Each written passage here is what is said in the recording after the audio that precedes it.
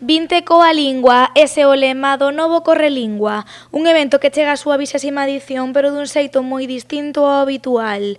Con motivo da Covid, a organización tivo que adaptar este evento á nova normalidade.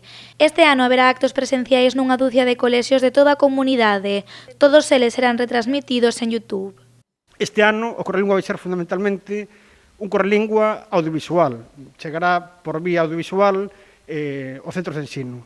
Mais non deixará de ser, como foi sempre, un Correlingua que non só será unha actividade exclusivamente deportiva, como quixera en algún momento convertila por parte mesmo da propia Xunta de Galiza, senón unha actividade reivindicativa que terá en conta o panorama cultural que existe no país. Tocounos programar esta edición nunha situación complicada pola emerxencia sanitaria da COVID.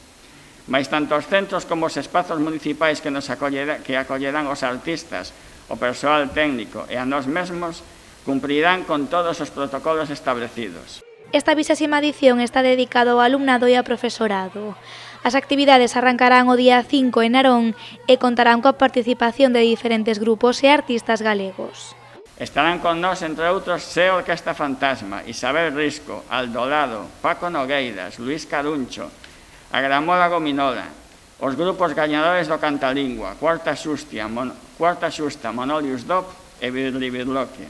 O Correlingua chegará á cidade do Lerezo o día 18 de novembro. O lugar elixido para celebrar este evento é o CEIP de Sebe. Alí estará o grupo gañador do Cantalingua e Luís Caruncho.